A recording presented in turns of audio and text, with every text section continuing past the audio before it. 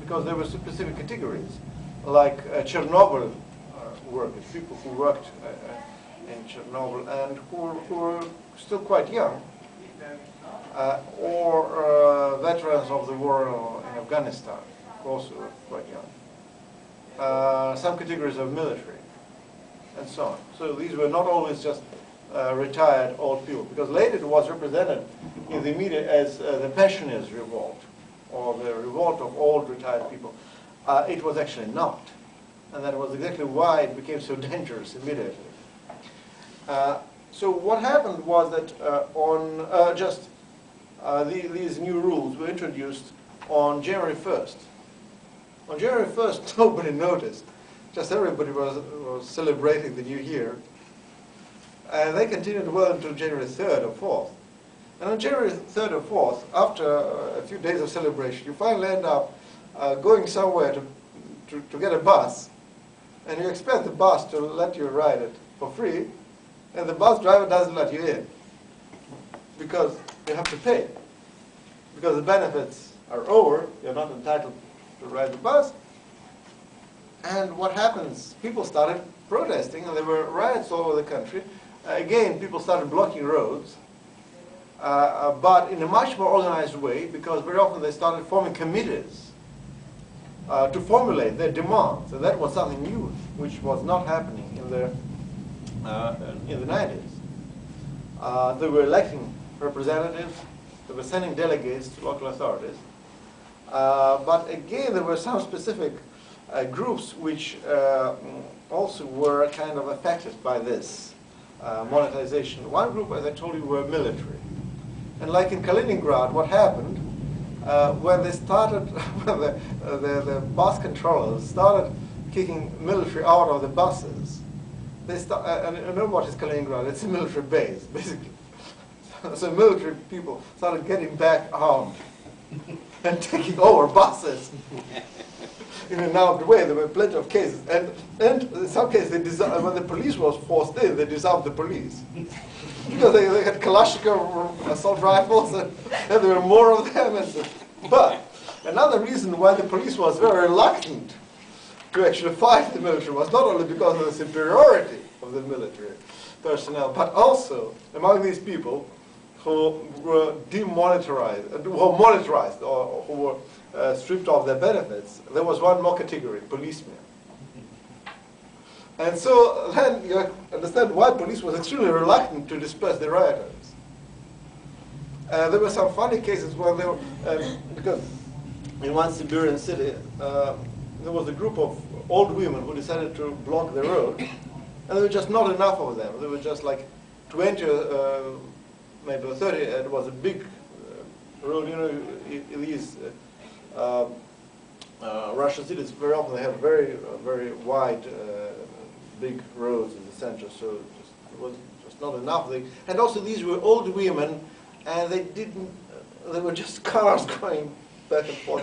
So they didn't dare to rush into the street to block them. They were just standing there and hesitating, and whether they should block the road and whether there were enough of them where they were not going to be killed by the cars. And then the police arrived, and they asked him, "What are you doing?" He said, "Well, we actually want to block the road, but we're afraid." Okay, so the police blocked the road. And he said, "It's a protest going on. What's wrong? It's a protest going on here." So, and that really made the government pretty impressed, all these events. So for like 3 or 4 weeks, there was an impression that some kind of revolutionary situation was emerging in the country. In fact, it was not, because the government was smart enough to make concessions. Actually, there were negotiations. For example, in St. Petersburg, these negotiations were televised, because when you see Nevsky Prospect blocked by crowds, there is no way to pretend that nothing was happening. So they had televised negotiations with the governor, and I was kind of surprised because I just turned on television, and I got on the Leningrad program, St. Petersburg program, and then I saw some familiar faces because I discovered that some of my friends were elected to this to this delegation.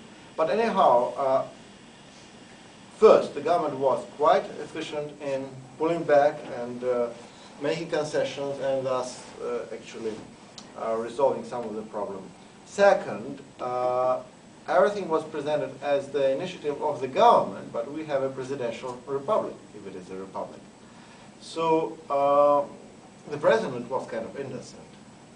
So it's always very Russian, like the bad boyars and the good Tsar. You know, the good Tsar said, well, the good Tsar disappeared for a while when the whole rebellion continued. The good Tsar was not seen, not heard, disappeared.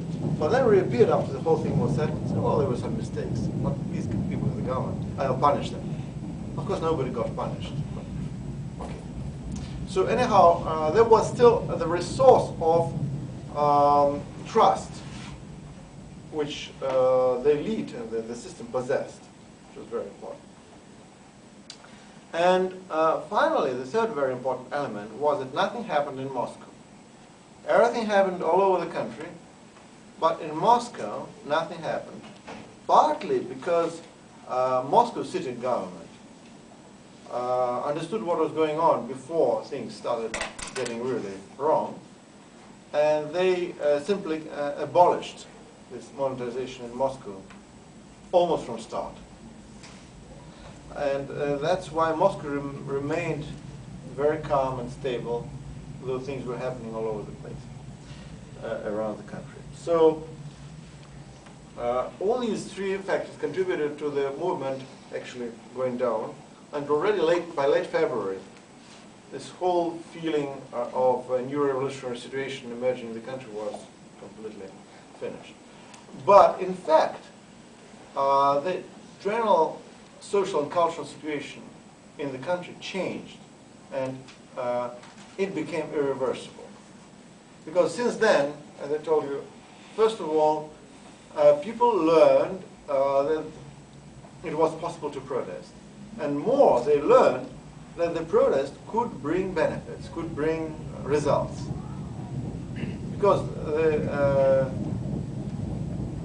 the government pulled back then to the demands of the crowds.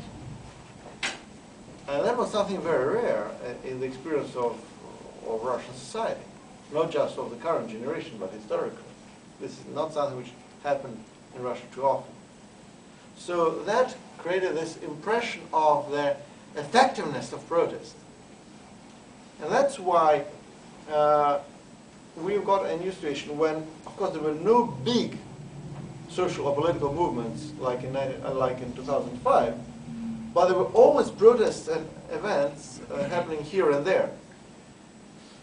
Every day there is somebody picketing some government administration, somebody protesting here and there, somebody blocking some construction site which damages the houses and so on and so on. So in that sense, if you're looking at Russian society right now in terms of social events, in terms of social protests, ironically, it's one of the most dynamic societies in Europe in terms of numbers of protests it produces at the daily basis. Of course, you must understand, most of these protests are extremely local, and they are extremely limited in their goals.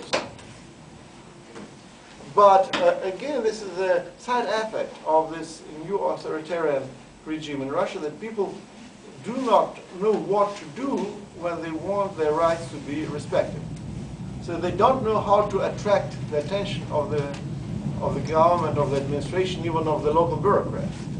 So the only way to attract the attention of somebody at the top is to protest. So in that sense, Russians start now protesting much easier and much faster than many Western people will do. Because in a similar situation, Western people, they know where to go. They'll go to the municipality, they'll sign a petition, they'll go to the local deputy, whatever. They have the ways to start addressing it. And only things go very wrong, if now nobody hears, then they will probably go into the streets and do certain things. Well, in Russia, they will not go to the deputy because they simply don't know who the deputy is and whether there is a deputy at all, because there is, but they have no name.